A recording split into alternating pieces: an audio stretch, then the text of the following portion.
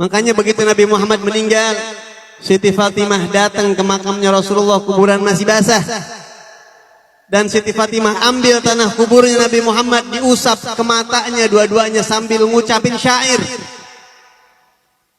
Madza ala man syamma turbata Ahmadin alla yashumma mada zamani ghawaliyah. Subbat alayya masaibu law annaha subbat ala al-ayyam udna layaliyah. Sambil diusapin tuh tanah kuburnya Rasulullah yang masih basah. Siapapun yang bisa mencium tanah kuburnya Nabi Muhammad sampai kiamat, dia nggak bakal nemu parfum minyak wangi yang lebih wangi dari tanah ini. Saya mendapat musibah yang berat dengan wafatnya Rasulullah. Andai kata musibah yang berat ini dirasakan sama siang, siang bakal gelap. Jiwa saya sekarang lagi gelap. Nangis, Siti Fatimah nangis. Udah nggak enak, hidupnya udah nggak enak. Makanya Siti Fatimah nggak lama hidup, 6 bulan. Rasulullah meninggal Rabiul Awal, 12 Rabiul Awal Nabi meninggal, sama hari lahirnya. Rabiul Tsani, Jumadil Ula, Jumadil Tsaniyah, Rajab, Sya'ban, Ramadan. Siti Fatimah 6 bulan meninggal setelah wafatnya Rasulullah. Itu di 6 bulan udah nunduk, udah nggak nafsu hidup, udah nggak nafsu dunia. Siti Fatimah. Sampai-sampai Sayyidah Fatimah itu katanya banyak merenung setelah wafat Nabi Muhammad. Sampai sebagian ada sahabat yang kagak tega sama Sayyidah Fatimah, Sayyidina Anas bin Malik yang 10 tahun jadi abdi dalamnya Nabi Muhammad. Bilang, wahai Sayyidah Fatimah, yang sabar, yang kuat, ini ujian, yang sabar, yang kuat. Disampaikan begitu sama Sayyidah Fatimah. Sayyidah Fatimah bilang apa? Atabat nufusukum an tahtut turaba ala Rasulillah. Ente nyuruh ana sabar. Ente rasanya bagaimana waktu naro jenazah Nabi Muhammad terus ente uruk tuh jenazah. Bagaimana rasanya hati ente, wahai para sahabat? Bisa apa nyaman tuh hati? Ana mah nggak bisa, nggak tahu ana bagaimana ini ditinggal wafatnya Nabi Muhammad. Sampai Sayyidah Fatimah di akhir hayatnya nih ngomong sama, jadi Sayyidah Fatimah itu dekat banget sama satu perempuan namanya Sayyidah Asma binti Umais. Asma binti Umais ini istri Sayyidina Abu Bakar As-Siddiq radhiyallahu anhu. Sebelum nikah sama Sayyidina Abu Bakar, dia nikah sama Sayyidina Ja'far bin Abi Thalib, kakaknya Sayyidina Ali. Berarti biras kalau kata kita mah ya. Biras-birasan begitu. Nah, terus dinikahin sama Sayyidina Abu Bakar. Dekat tuh. Jadi setelah Nabi Muhammad meninggal, Siti Fatimah nangis. Waktu nangis, ini Siti Asma binti Umais ngelihat, wahai Sayyidah Fatimah, kenapa nangis? Ma yubki. Kenapa nangis? Lihat jawaban beliau. Saya nangis bukan apa-apa. Saya nangis mikir, saya kan gak lama lagi meninggal. Saya mikir kalau saya meninggal nanti, terus saya takut pas jenazah saya dibawa, mata lelaki ngelihat jenazah saya. Saya nggak mau. Ntar orang tahu tinggi badan saya, lekuk tubuh saya, walaupun saya sudah dibalut dengan kain, tapi gambarannya masih ada. Itu yang saya nangis. Saya takut jenazah saya dilihat orang. Kira-kira ente ada usul gak wahai Asma?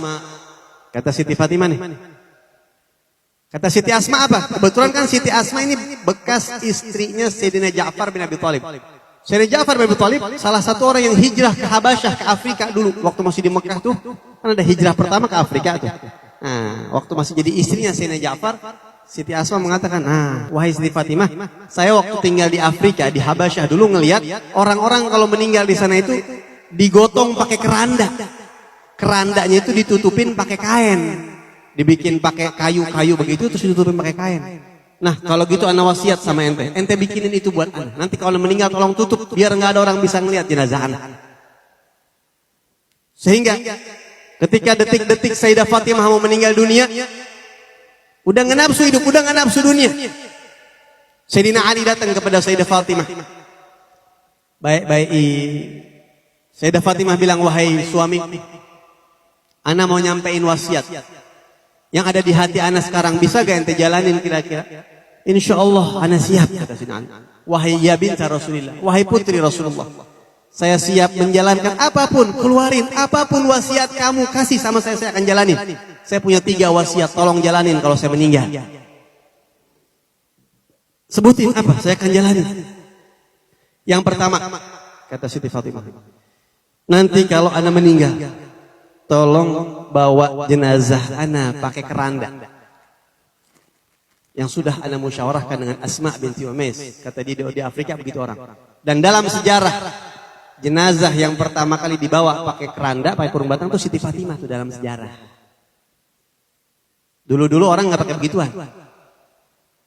Ya.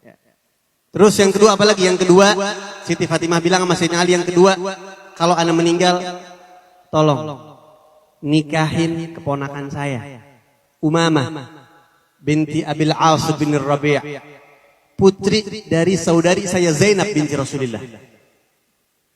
Jadi Rasulullah anak perempuannya yang paling tua itu namanya Sayyidah Zainab, nikah sama Abul As bin Rabi', punya anak perempuan satu namanya Umamah. Yang dalam hadis pernah Nabi Muhammad gendong dalam sholat tuh anak perempuan itu dia. Itu ponakan saya, mudah-mudahan saya sama anak-anak saya nanti. Marhaba. Yang ketiga apa? Wahai Fatimah, wahai binti Rasulullah. Yang ketiga, tolong kubur ana malam-malam di Baqi'. Ana enggak mau dikubur siang. Kenapa? Enggak mau dilihat sama mata lelaki ana jenazah ana. Jadi Siti Fatimah itu dijalanin semua wasiatnya Mas Sayyidina Ali. Dikubur malam kenapa? Karena enggak mau dilihat lelaki. Masya Allah ya. Jenazahnya kagak mau dilihat sama lelaki. Kalau sekarang kan orang pada mejeng Pak di medsos. Yang joget-joget ya, Masya Allah. Ini kagak mau. Dan dikubur di Baqi', Sayyidina Ali sengaja menyembunyikan kuburnya Sayyidah Fatimah. Disaruin dengan kubur-kubur yang lain posisinya karena emang gak mau kelihatan. Baik itu jenazahnya ataupun kuburnya.